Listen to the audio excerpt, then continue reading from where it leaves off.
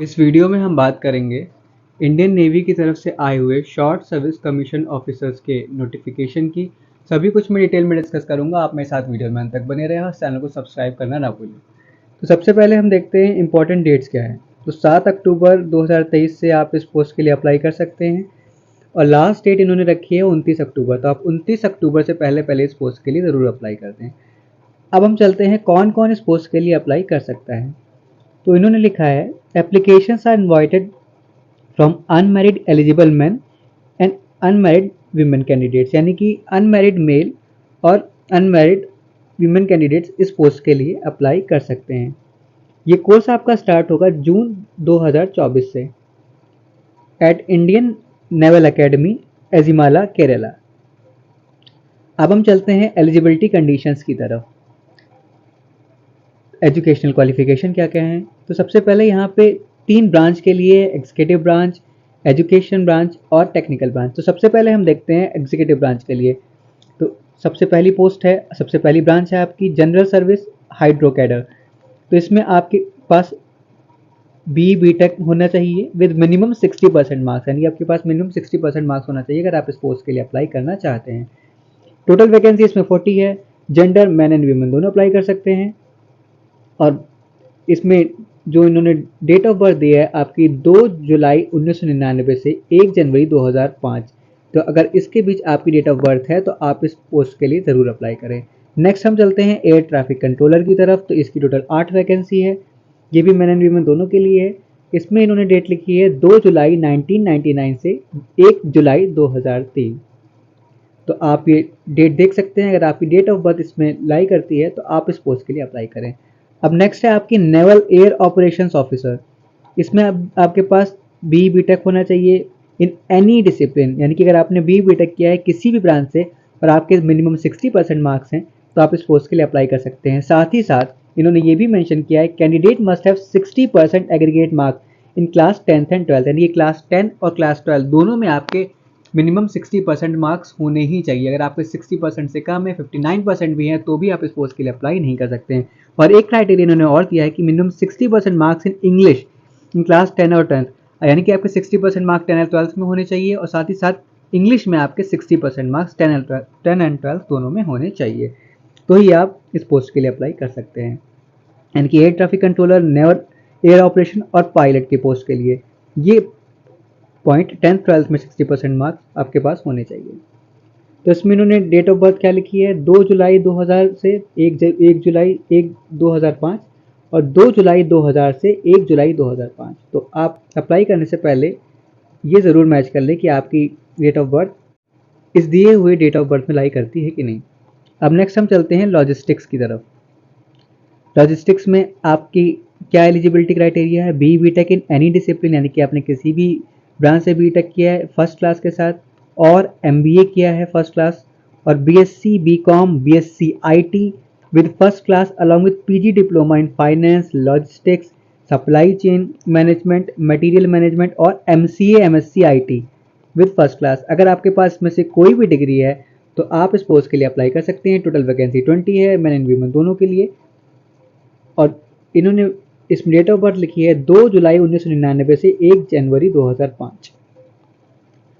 अब education branch की तरफ हम चलते हैं। तो इसमें अगर आपके 60% मार्क्स इन एमएससी हैं, maths operation research with physics in BSc, 16% marks in physics applied physics with maths in BSc, 60% marks in MSc chemistry या B tech in with minimum 60% marks in mechanical engineering या B tech with minimum 60% mark electrical electronics and communication engineering. और next है 60% marks in M tech from recognised university institute any of the following discipline. M tech in thermal production engineering, machine design, M tech in communication system engineering, electronics and communication engineering, VLSI power system engineering.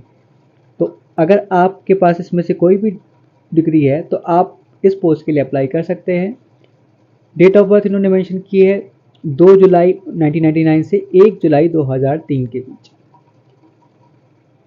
और अगर आपके पास MTech degree है तो आपकी date of birth इन्होंने mention की है 2 जुलाई 1997 से 1 जुलाई 2003।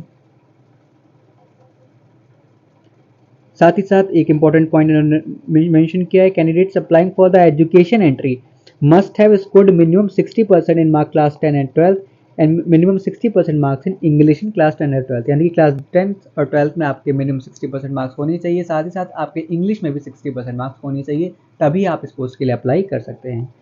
अब नेक्स्ट हम चलते हैं टेक्निकल ब्रांच की तरफ। तो आपके टेक्निकल ब्रांच में इंजीनियरिंग ब्रांच है, इलेक्ट्रिकल ब्रांच है और नेवल कंस्ट्रक्टर है। इंजीनियरिंग ब्रांच यानी कि B.Tech degree with minimum 60% marks is mechanical और या mechanical with automation, marine, instrumentation, production, aeronautical, industrial engineering and management, control engineering, aerospace, automobiles, metallurgy, mechatronics, instrumentation and control. इसमें से कोई भी degree अगर आपके पास है तो आप इस पोस्ट के लिए अप्लाई कर सकते हैं। टोटल 30 वैकेंसी है और डेट ऑफ बर्थ यहाँ पे दिया है 2 जुलाई 1999 से 1 जनवरी 2005। तो अगर इसके बीच में आपकी डेट ऑफ बर्थ है तो आप इस पोस्ट के लिए जरूर अप्लाई करें। नेक्स्ट आपकी इलेक्ट्रिकल ब्रांच है, तो B.Tech degree with minimum 60% mark in electrical, electronics, electrical electronics, electronics and communication, electronics and telecommunication, telecommunication, applied electronics and communication, instrumentation, electronics and instrumentation, instrumentation and control, applied electronics and instrumentation, power engineering and power electronics। अगर इसमें से कोई भी branch आपकी है तो आप इस पोस्ट के लिए अप्लाई कर सकते हैं। टोटल 50 वैकेंसी है और डेट ऑफ बर्थ है 2 जुलाई 1999 से 1 जनवरी 2005 के बीच।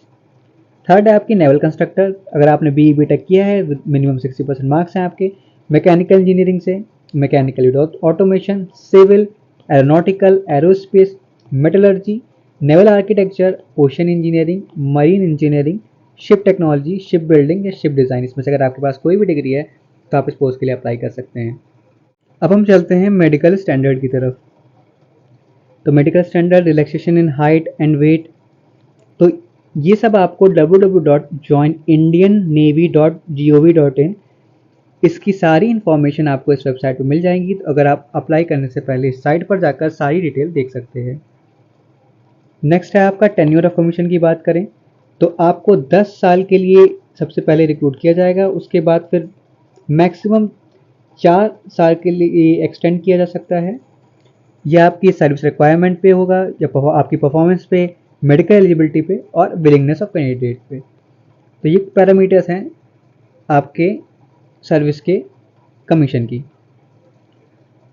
अब चलते हैं हम सिलेक्शन प्रोसेस की तरफ। तो सिलेक्शन प्रोसीजर आपका कुछ ऐसा है कि आपको जो शॉर्टलिस्ट किया जाएगा, आपके मार्क्स जो भी आपने ऑब्टेन किए हैं क्वालिफाइंग डिग्री में, तो उसके बेसिस पे आपको शॉर्टलिस्ट किया जाएगा।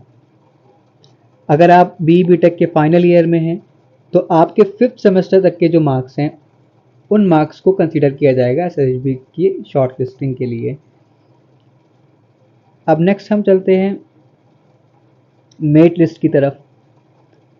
Merit list will be prepared based on SSB marks for all entry, यानी कि मेरिट लिस्ट बनाई जाएगी, जो भी आप एसएसबी में मार्क्स स्कोर करेंगे उसके बेसिस पे आपकी मेरिट लिस्ट बनेगी। उसके बाद आपका मेडिकल टेस्ट होगा और अगर आप मेडिकल टेस्ट में फिट पाए जाएंगे तो आप एज पर द वैकेंसी आपको अपॉइंट किया जाएगा। अब इसके बाद मैं ट्रेनिंग की बात करूं, candidate will be inducted in the rank of सब लेफ्टिनेंट, यानी कि आपकी ट्रेनिंग के टाइम आप इंडक्ट किए जाएंगे रैंक ऑफ सब लेफ्टिनेंट पे।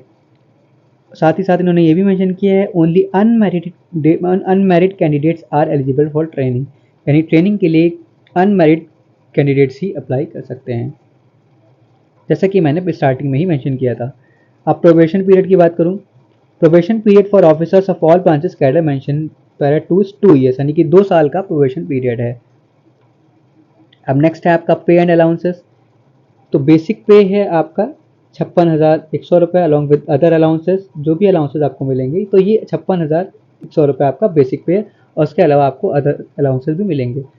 बाकी सारी डिटेल आप www.joinindiannavy.gov.in पे देख सकते हैं। आपको अप्लाई कैसे करना है, आपको रजिस्टर करना पड़ेगा और साथ ही साथ अपना ऑनलाइन फॉर्म फिल करना पड़ेगा इस वेबसाइट पे जाकर,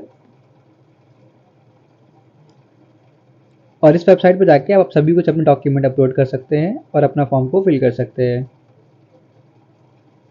तो ये थी कंप्लीट जानकारी इंडियन नेवी की तरफ से आए हुए शॉर्ट सर्विस कमीशन ऑफिसर के रिक्रूटमेंट की।